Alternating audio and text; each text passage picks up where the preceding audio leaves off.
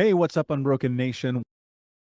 One of the biggest reasons that we let ourselves down and we feel this feeling of disappointment is because we didn't show up to begin with.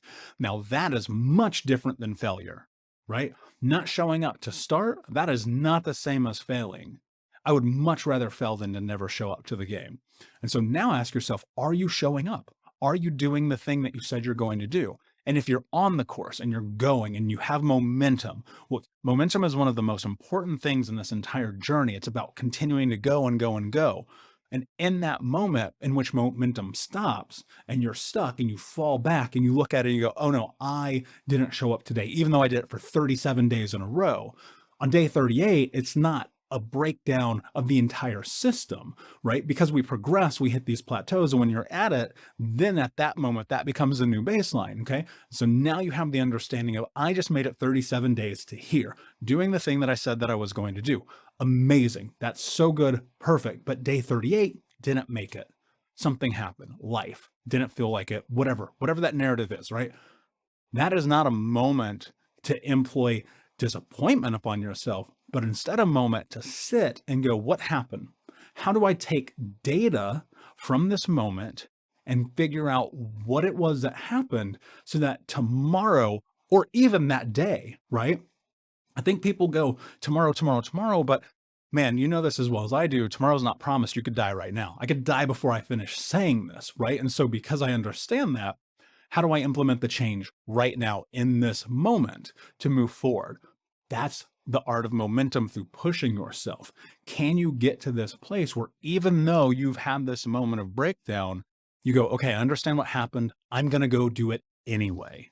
Right. And so day 38, you sit with it. Maybe you needed to rest, right? That's a conversation to be had too, right? Am I going too hard? Have I done too much? Am I stretched too thin? Do I need a break? Or am I just not feeling it? So I'm not going to do it. If you want to step into what's next in your life, you have to force yourself to do things even in the times that you don't feel like doing it.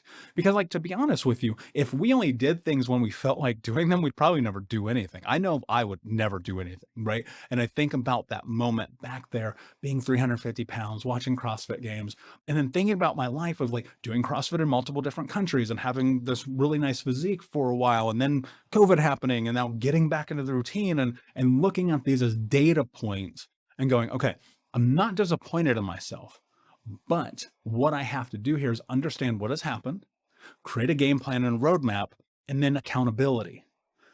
The world is going to beat you up all day, every day, no matter what, from your hair color to the size you are, to your gender, to everything in between. You already know this. I'm not telling you anything that you don't know. So why the hell are you going to beat yourself up?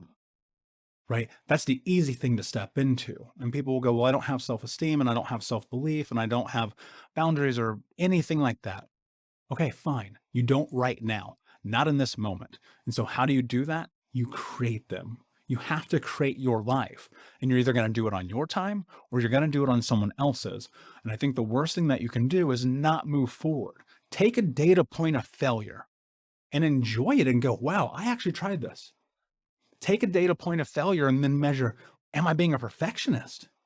Am I looking to try to do something that is not possible, not feasible, right?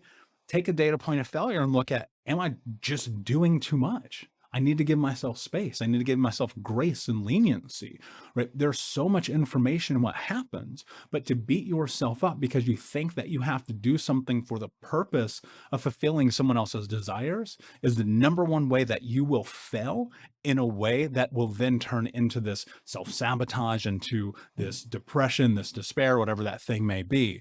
And so I want you to think about that as you move forward. Disappointment is everywhere, but what you do with it is going to dictate the way that you move forward in life.